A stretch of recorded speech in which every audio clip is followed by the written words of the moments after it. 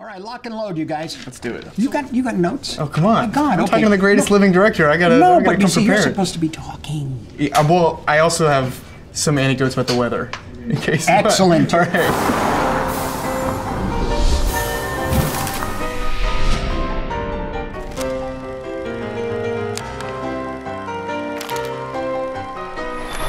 Hey, come on, everybody, move on out. I feel, whenever I'm on a set, I'm start yelling. I'm not directing this. You could direct it. Let's get a crane. Let's get a push it down. Boom. First time I saw him was in a Lucasfilm, Call Me By Your Name. Yeah. And so, you know, and I'm a great admirer of Luca, and I love the picture. I always talk about performances, but they aren't really, they're like behavioral, where you don't see the acting. You know what I mean? Yes. And so I connected there, and I saw Dune, you know, which I enjoyed, and I started to see a sense of rage, you know. And then they said, Chanel asked me to do this spot for Bleu. Which you had already done. I had done years ago, right. Yeah, at the first one. They said they had this young gentleman named Timothe Chalamet, and I said, that one I know. And we had some kind of a dinner and talk, etc.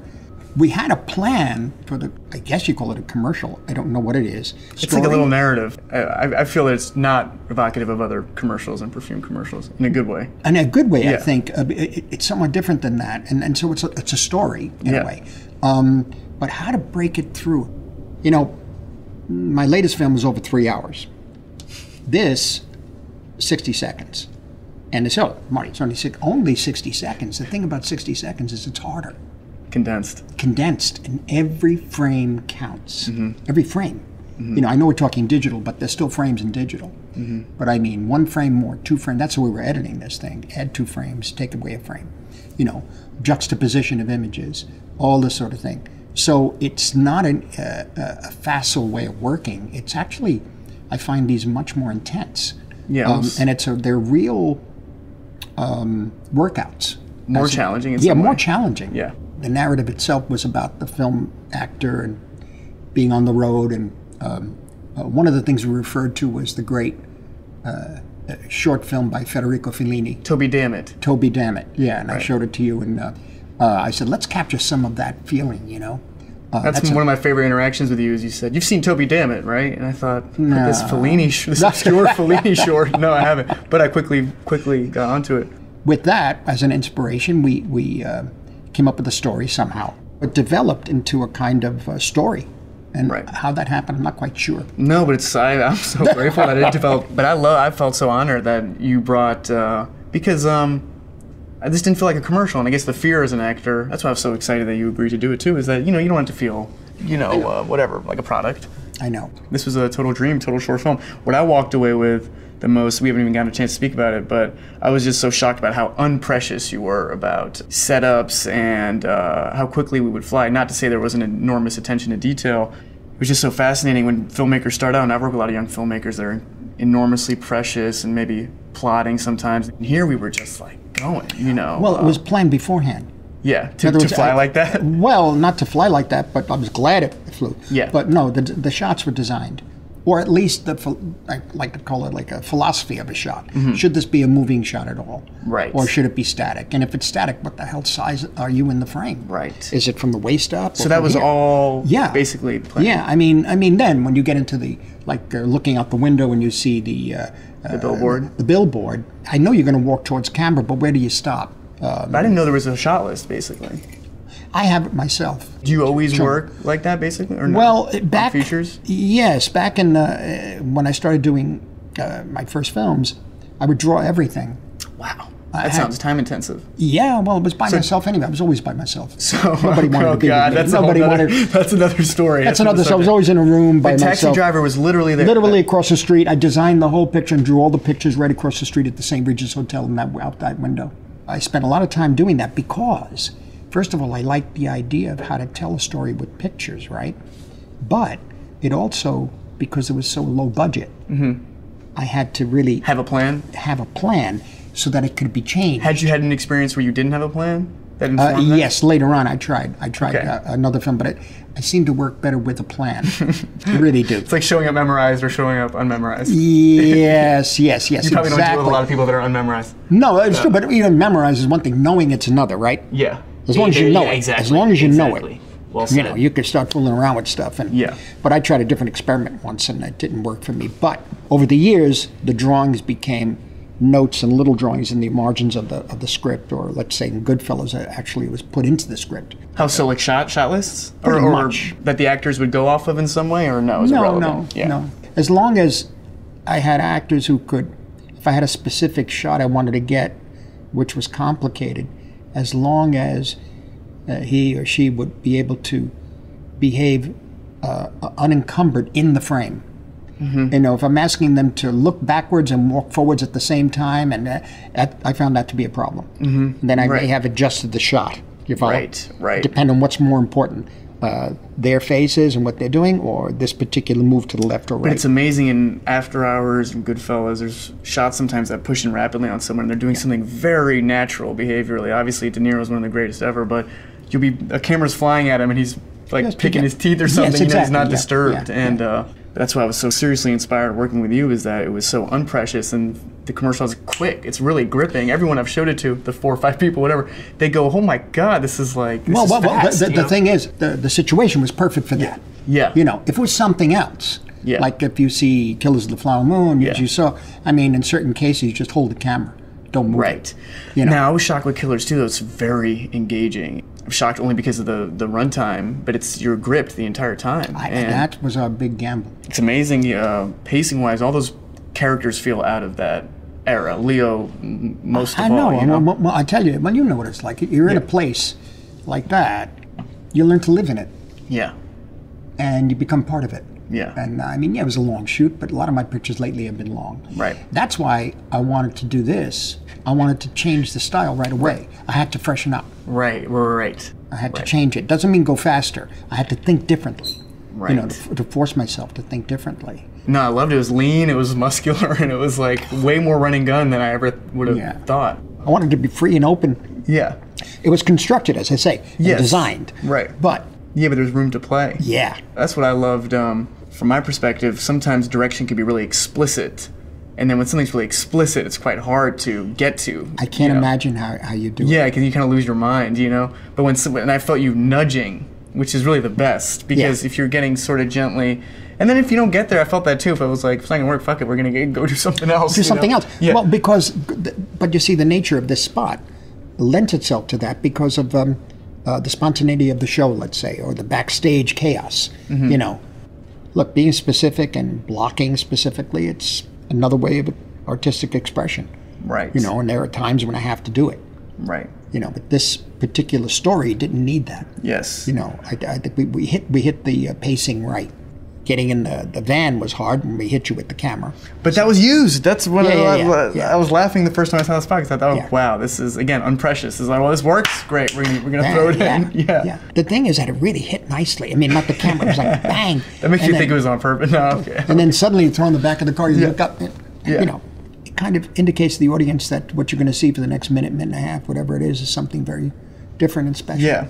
I shot a movie in New York 7 years ago on the streets, whatever, and it was so wonderful to wrap and then walk home. It feels more like a creative exercise, I guess. Well, the city has and they always use the cliche of the energy, but it does have the energy. Right.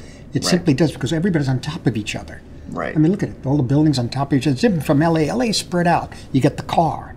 Back in 1971, when I learned to drive, I had to learn to drive out there. It was wonderful. It's made for cars. Yeah. You know, and you just turn the music up. Your edge rots out there, though.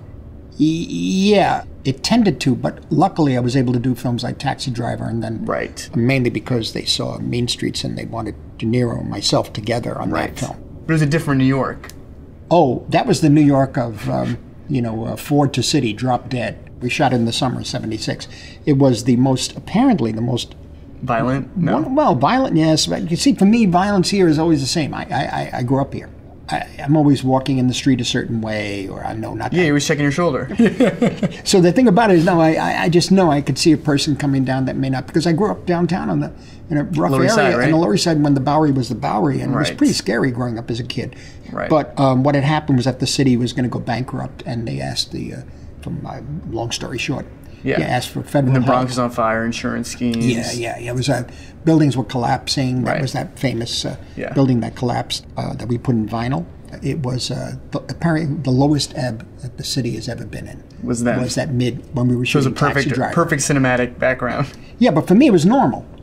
Right. I was used to that. Well, I grew up in Hell's Kitchen, and Hell's Kitchen's changed a lot from when I was growing up. Because when I was growing up, it was still a little bit on the edge in the Port Authority bus terminal. And the Port Authority's kept its edge by nature, I guess. Yeah, it has. But the rest of the neighborhood is much more dressed up. Yeah. Come up a bit. But the Port Authority was, I used to use that a lot. I was living in New Jersey, actually, but in the mid-'60s, it was very cheap to live in Union City or Jersey Right. City. And coming in and out of that Port Authority bus terminal, what I saw in there Yeah. in the 60s, my God, it was horrifying. Right. The only places I think probably in Alphabet City still has a sense of the old tenements that I grew up in. That's what was weird working on this commercial too. Is it's not tropes, but so much of the iconicism of New York has stemmed from your work. So it's bizarre to all of a sudden be, Well, the only thing it. is like when you're down in the street in Soho, that you're walking along at the end. Of when I was growing up, that street is where you went to steal hubcaps. And now it's And also other things. Yeah. So I'm not that I stole the hubcaps, but I was with guys, kids. Now it's like being in Provincetown, Connecticut. I guess I never was there, but it's fancy as hell. Yeah. Yeah. I love in Taxi Driver, having just watched it again too. I feel like you see so many things about moody or people on the edge. Watching it again, the opening shots are like super beautiful and serene, and the music's playing, and it's not lecturing. The movie's not lecturing you and telling you. No, I just saw the city that way all the time. One of my favorite things in the city is the steam coming up out of the street, and so I had to have the car go through the steam. That opening shot. Yeah, I had to. And I was down on 22nd Street somewhere late at night. There was criticized at one point by certain snobby critics saying, and that's the level of the metaphor of the film, hell. On a Earth. cab is coming from hell.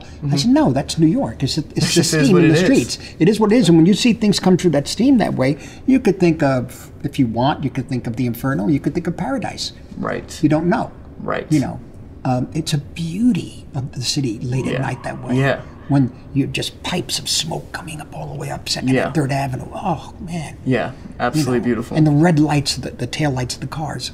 It was always raining, too, that summer. But you guys got lucky. It was always raining. And It's finally, amazing. we were waiting for the rain, and we started to go 2 or 3 days over schedule, and they were really mad at us. The studio was screaming. And I got in a lot of trouble because they were going to pull the plug on the picture. And so I said, we're shooting in the rain. So it's not going to match. We'll have to figure out how to, we better shoot fast then. Yeah. Get it done. I still go back to basics. Right. Normal lens, long lens, wide angle lens. Right. And then from there, you could go infinite. Right. And so movement or no movement of the frame or movement of the camera in the frame, because a pan is different from a track, right? Right. So I stay with those basics. And then if there are new things that could be implemented in there, and using focal length in a certain way, but I do find that after all these years, and with all the new technology, there are more choices, and it's kind of good in a way, except that more than 2/3 of those choices you don't need to make. Right, because you end up wasting time or something? It's wasting time. Yeah. Yeah. So it always goes down to the basic, as an actor and as a director. What do you want to say? Right. And what's in the way? Something's in the way. What the hell is it? Is it technology, or is somebody, in front of you and you're trying to do something and they're distracting you? It's that simple. Right. And now with there's few filmmakers that have a command of both, right? Yes. Yeah. Yeah. It's not get sucked into just the cutting edge. Well, I think a lot of those filmmakers are recent in a way, Right. because they grew up with the technology. I did Right. not. It's another generation. Yeah. It's going to be interesting what you guys do. Well, that's why and I don't want to be cynical, and I don't want to take myself out of being a member of my generation as I have in the past. But I just think boredom is a good thing, and the way I was intensely bored growing up and had to read books, or if I could get my hands on a movie at my grandma's house, you cherish that movie.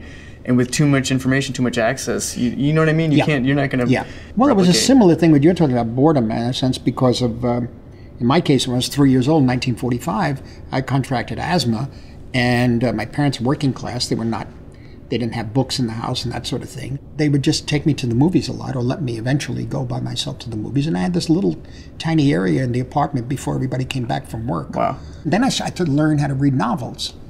And this priest was a interesting guy, Father Principe. He was the one who gave us Graham Greene and James Joyce. And that sort of when we were about 13 or 14. Right. And I started to read. That was a whole issue. Right. You know. But I think... but it was piecemeal in some way. Yeah. Yeah. But what happens is that it's the old take the horse to water, you know, and if the horse drinks, you know, so that, yeah, I had a couple of people who were doing that for me, and we were sustaining ourselves. We were continuing. We took advantage of those suggestions and guidance, and it wasn't always friendly. These were tough guys. But they weren't telling you what to think or what was good. They were kind of giving you the keys in some way. Giving you a basis of morality, too. Right. And somebody pointed out, said, like in Killers of the Flower Moon, or a number of the films I made, where the level of corruption is so deep because it's not the society is not rooted in morality or any kind of spirituality. That's what human nature might be. That without that guidance or without that even dialogue between people about morality and spirituality, it becomes pure corruption. Right. I mean, if I, you know, in the movie, because the Native Americans don't understand the value of money, if I, you know, charge you $1 for this glass of water, they pay it, and then you realize they don't really understand paper money or anything like that. They're rich, but they don't know why, and they don't know what money is. So when they come in again, I'm going to say it's $10, and they pay it. Right. So I'm going to say next time $25. I'll keep $15. Meantime, we're friends. We take care of each other, and I just, you know, like, you know, you got the money anyway. I have to work for the money. You're not. I mean, but that's an interesting moral issue. If it's only $1, charge $1. And so that's the interesting thing about how we could become complicit in absolutely genocide. Yeah, and a genocide not told about, really. No, I wasn't educated on it. But the movie's still very spiritual, though. Like almost all your films. I think it is. There's a spiritual core to it. It's interesting how corruption just infiltrates every aspect of your life, and you could learn to live with it because you don't react against it. You don't speak up. That's what's so great about the Leo character in it. You know, without giving anything away, this guy's a complicated figure, to say the least. But it's handled so delicately. You don't feel that you're taking him, you know, you're not instructing the viewer how to feel either way. No, not at all. Not at all. Like in the case of Wolf of Wall Street, for example, I only learned the other day from an interviewer who said, "You're not aware of the war of Wolf of Wall Street?" So I said, "What are you talking about?" So, well, there was a big screening at Paramount of the picture. And for the critics in New York, apparently, I was told this, there were two camps. One camp that loved the picture, and the other camp that was furious, saying I didn't take a moral stand on Jordan Belfort. And one of the critics from the other group that liked the picture said, "Do you really need Martin Scorsese to tell you that that's wrong?" Right. Yeah, it's well said. That's well said. Yeah, it's well said. You really need him to tell you that's wrong? Well said. He knows it's wrong. Does that moralistic attitude bore you a little bit now, or no? Well, it's beyond boring, I think. You know, it's always been around. I mean... well, because America's a Puritan country. Well, it says it is. Right. Well, that's what's confusing to me as a young person is but there's a difference. There's a difference between religion and spirituality. Okay. And religion could taken the wrong way, could become something that is restricting and becomes intolerable and becomes judgmental. Judgmental, keyword there, yeah. Yeah. So you have a big problem. Good example is Killers of the Flower Moon. Yeah. They're all Europeans who were Protestants. Right. You know, I'm not condemning Protestants. I'm just saying that was the moral code. They had a morality. You know, when a guy like Bill Hale, played by De Niro, who says, "I love these Osage people," and he's killing them, but he does love them. Now, what is that? It's fantastic because you don't feel there's no music cue that says this guy's evil. You know, it's he's just going to do what he's going to do. But that's the thing I think ultimately about concentration for younger people and taking the time not just to make a movie to become famous. That's good too if you can. Yeah. But I think ultimately if you have something to say, if you're really burning, and not just the party line. Yes, exactly. because the most important things are things that are new and fresh, point a way forward, point you to how people are feeling. Yeah. It's harder to know now. There's there's less mainstreaming of things now. I think things are a little more. I was going to say the other night we were at this big event. People were talking about that the news is different now and this and that. I said, look, back when I was growing up, there was CBS, NBC, ABC. It's gone. Right. I said, in effect, the mainstream is going. Does that shock you, having been so representative of your generation, to feel now like, what the hell am I looking at, kind of thing, or no? But you're so young in spirit. I mean that. I'm not just saying that to blow smoke. Thank you. No, that's nice. Yeah. But I like keeping that youth, and I like keeping an open mind. But an open mind means less restrictions, and these days, for good reason and for good intent, there's a great deal of a closing of the mind. Right. Well, Killers walks that line incredibly because it tells a story of a moral injustice, more than a moral injustice, a human injustice, but you still have characters that are wonderfully complicated. And that's hard to achieve. Well, because there isn't it isn't as simple as suddenly you go into a world that's all morally unjust and everybody's very serious and they're all villains. Right. No, it's the guy next to you. It's you, even. Catholicism was confession. You have examination of conscience. Or in Maoist, it was Maoist self-criticism. You know what I mean? Right. But not to be afraid to criticize yourself. Right. And don't become cowed by what other people think. Right. And what they want you to think, I should say. Right. Do you feel like the story around your life and your work, impacted the kind of movies you were making? I don't know. The story of my life was, I guess, wound up in the movies in the mid-'70s. That was a little rough period. Pretty rough period till about 78. 76, 78 were pretty tough. And came out of it at the end of 78. I just embraced myself from where I came from and did this film that De Niro really wanted me to make over the years, but I had resisted. And that was Raging Bull. I think I read that you hadn't wanted to do it at first. Well, for many different reasons. He saw it sooner than I did. He knew it was me. He knew it was in me, the Jake LaMotta character that we were making. And so then I felt comfortable. And I realized, I know You didn't see it at first? No, I was blind. Because you thought you didn't relate to it, or? It was, first of all, we hadn't really consolidated the script. Well, it's a huge story. Yeah. And the last 30 minutes are a different movie in an amazing way. Yeah. But there were different things. The relationship with De Niro was changing too. Because of his stardom?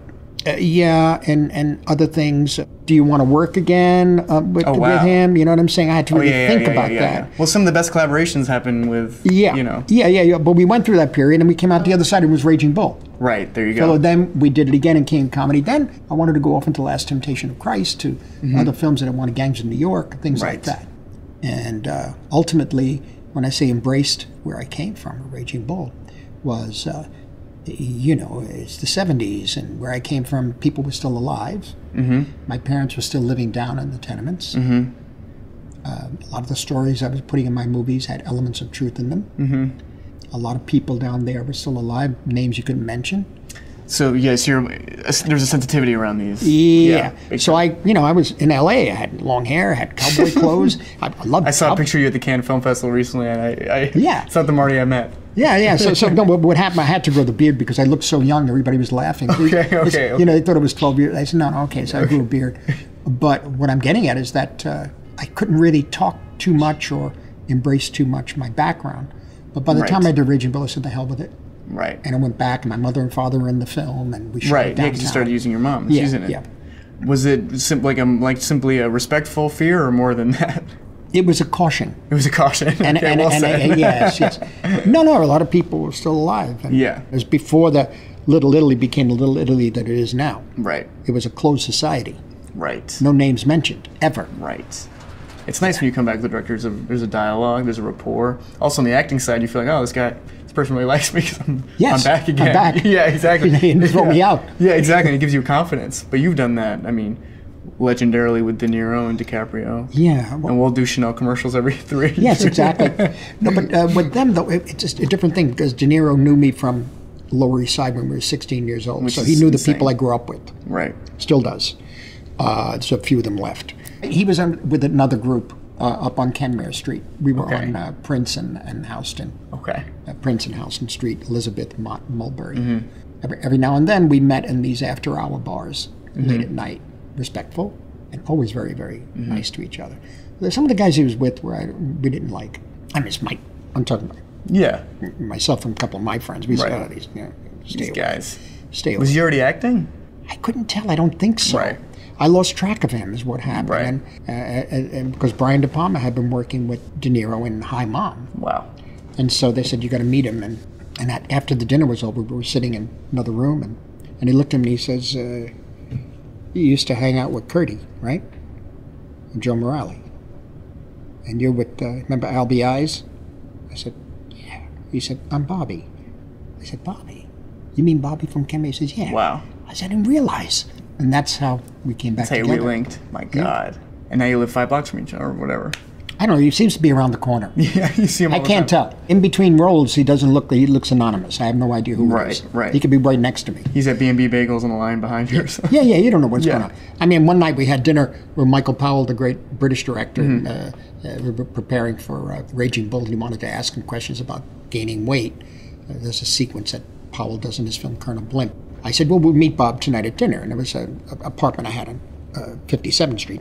And we're up there eating, and Bob's next to him, and everything's fine. And after the main course, before dessert, he said, I understand De Niro will be coming tonight. I said, he's right next to you.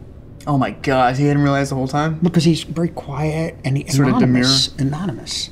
You feel it in his work. You feel someone that's not vain, basically. Yeah, I don't know. That's the key. Yeah. Because, hey, listen, if the shot plays best on my back and on somebody else's face, play it.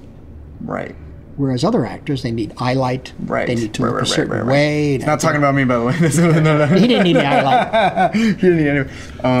And with Leo. Leo, just interesting. A 30-year difference, but he has similar sensibility and a curiosity. Curiosity is the key thing. You know. Man, is it ever. That's the biggest thing. And there's a Bob Dylan quote from Chronicles, his book. I might butcher it a little bit, but he says, if your ability to inspire, be curious, or observed is compromised in any way, then your creativity is compromised. That's right. Yeah. And that's the danger of today, too. Yeah. Because there's an answer to everything? Yeah. An answer, and there's understandably a sensitivity, you know, which has to be balanced with art somehow, because the art should be free. I just read for Taxi Driver that there was some, like, all the directors had come up with some rule or something. I'm going to butcher this too, but not to be more realistic, to not put violence in movies or something. Right. Yeah. I still got that. I got that. Oh my God! I was shunned for Goodfellas. Now, why? I was shunned in certain Italian restaurants that wouldn't let me in. Would you feel like over the years that perception changed? No, I mean, look, violence is in ancient Greeks. Violence usually took place off stage, and it was described. It was just, Right. It was off stage. A messenger comes in and says, "You should see what happened. Right. You should see what they did to you know." Right. Peleus, he was up there, and they tore him apart in the Bacchae. Oh my God, you know. Also helps the fight budget and the stunt budget. Yeah. But it was just as scary and just as disturbing, highly stylized. I guess I've had this kind of question about violence going all the way back to Mean Streets, you know. But I grew up in a place that was, you know, violence was a form of expression. Right. And communication. Yeah, and it was serious. There was a difference between a friendly slap and a slap. And that was up to you to determine. You could see that in Goodfellas when he said, "Do you think I'm funny?" Was that scripted? No. Yeah, that wasn't scripted. No, something happened to Joe in his life. And he told me, and he said he got himself out of it.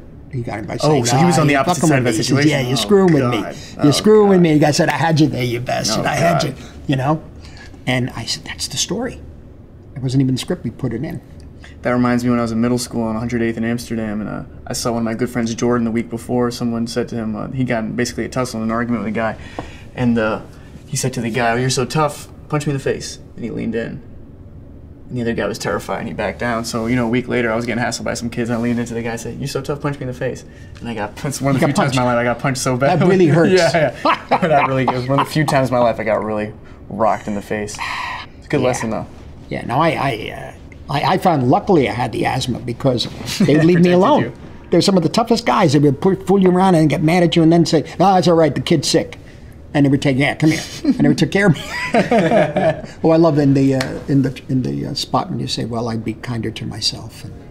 Wait, I haven't seen. I don't remember that. This It's must in be there the new now. version. Yeah, we put that in. Anyway, thank you. Thanks for letting me chat like this. Oh, thanks. You It was, know, Can we settle? We're just getting the last lines right here, and we're ending. Hey, you guys settled or what? It can't be that bad. Are you guys just trying to get? He's good looking. What are you talking about?